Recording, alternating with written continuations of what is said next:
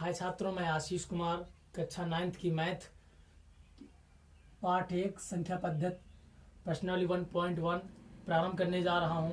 इसको हल करने से पहले इसके हमारे पिछले वीडियो देख लीजिए ताकि उससे आपको ये आसानी रहेगी कि इसमें जो परिभाषाएं दी परिमेय संख्याएं ये क्या होती हैं, प्राकृतिक संख्याएं क्या होती हैं, सम संख्याएं विषम संख्याएं क्या होती हैं, इनको पढ़ने में आपको आसानी होगी। चलते हैं अपने क्वेश्चन की ओर। तो पहला क्वेश्चन कह रहा है कि क्या शून्य एक परिमेय संख्या है। तो सबसे पहले जानना यहाँ पे ये जरूरी है कि परिमेय संख्या क्या होती हैं। तो परिमेय संख्याएं वे होती हैं जिन्हें हम p/q के रूप में लिख सकते हैं या फिर हम जिन्हें भिन्न के रूप में लिख सकते हैं, किंतु उनमें जो भिन्न में हर का मान 0 नहीं होना चाहिए। जैसे अंश बटे हर में जो हर का मान हो से 2/1 होना चाहिए। अगर हम इसे कह दें कि 2/0 तो ये हमारी परिमेय संख्या नहीं होगी। तो कहने का मतलब ये है कि परिमेय संख्याएं वही होंगी जिनमें हर का मान 0 ना हो। तो यहाँ पे देखते हैं कि अब आप समझ चुके होंगे परिमेय संख्या हम किसे कहते हैं। अगर हम देखते हैं क्या शून्य एक परिमेय संख्या है, तो शून्य को हम क्या लिख सकते हैं। जैसे शून्य है तो शून्य में हम बटे 1 कर सकते हैं। तो शून्य में बटे 1 कर सकते हैं। तो यहाँ पर इसको हम अगर p/q से तुलना करें तो p का मान 0 होगा, q का मान 1 होगा। तो यहाँ पर हर का मान हमारा 0 नहीं हुआ है, इसलिए यह हमारी परिमेय संख्या होगी। इसलिए यह क्या होगी, परिमेय संख्या है। इसलिए यह परिमेय संख्या है। तो यहाँ पे आंसर लिखोगे तो हाँ, शून्य एक परिमेय संख्या है।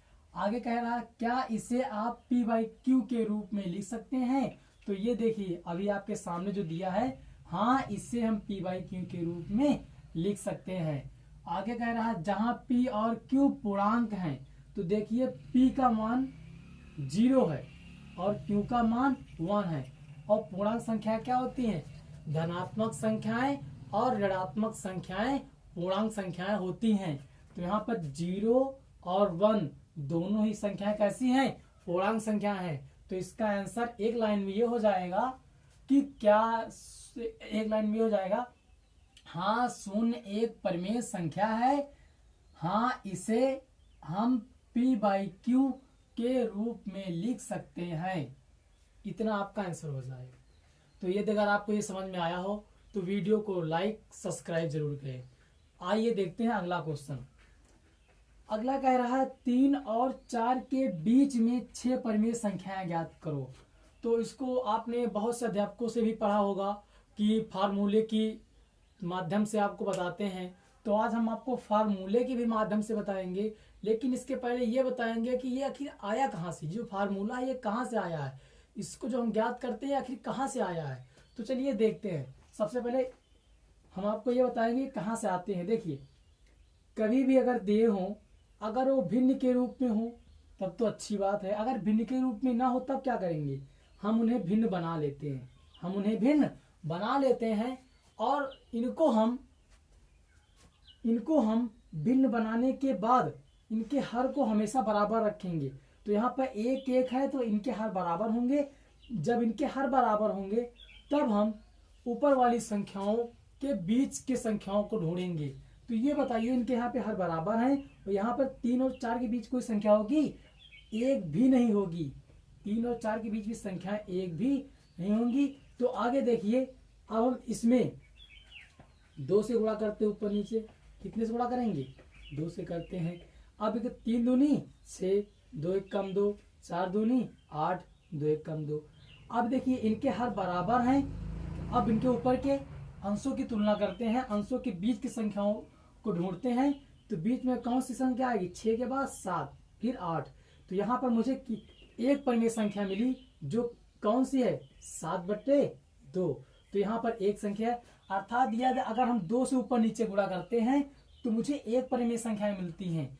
आगे इसी तरह अगर हम 3/1 और 4/1 में अगर 3 से गुणा करते ऊपर नीचे, यदि अगर हम 3 से ऊपर नीचे गुणा कर देते हैं तो 3 त्रिक 9 और 3 1 9 3, 4 3 12, 3 1 9 3 हो जाएगा।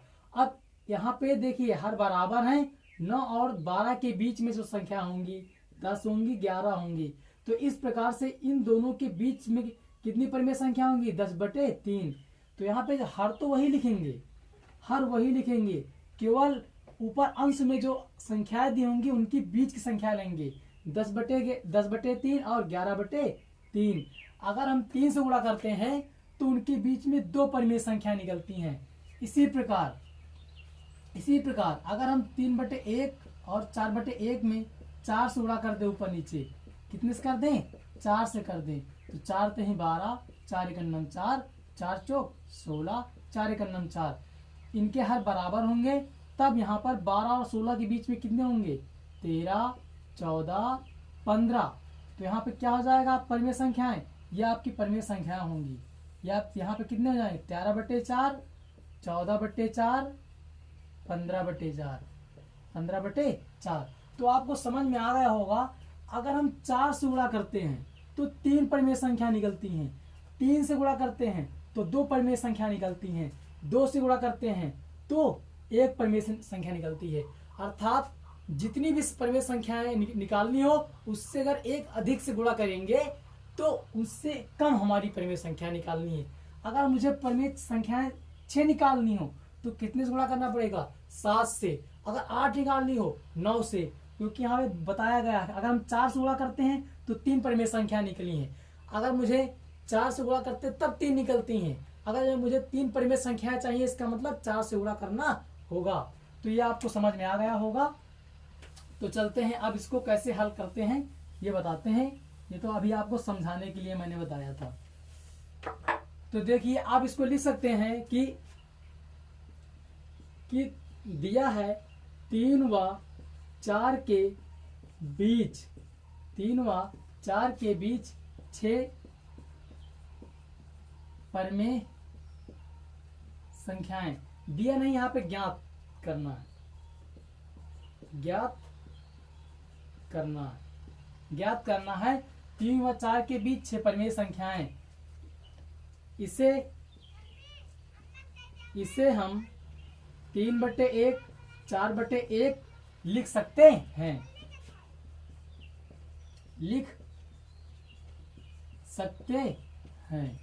लिख सकते हैं।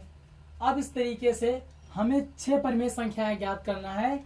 तो इन दोनों भिन्नों में 6 + 1 बराबर 7 से दोनों भिन्नों के अंश और हर में गुणा करते हैं, इस प्रकार हमें 3/1 गुणे 7 काम करिए। यहाँ पे 4/1 गुणे 7 अगर 7 त्रिक 21, 21/7, 7 चौक 28, 7 चौक 28/7। इस प्रकार से हमें प्राप्त संख्याएं 21/7 और 28/7 हैं।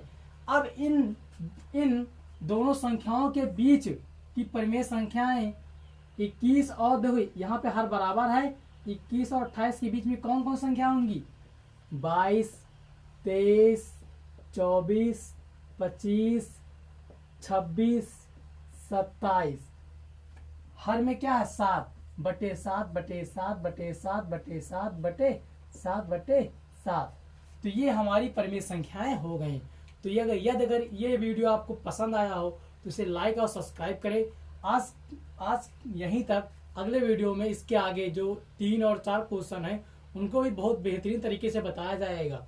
आप कोई भी समस्या हो तो आप कमेंट्स बॉक्स में लिखकर जरूर भेजें। Thanks class.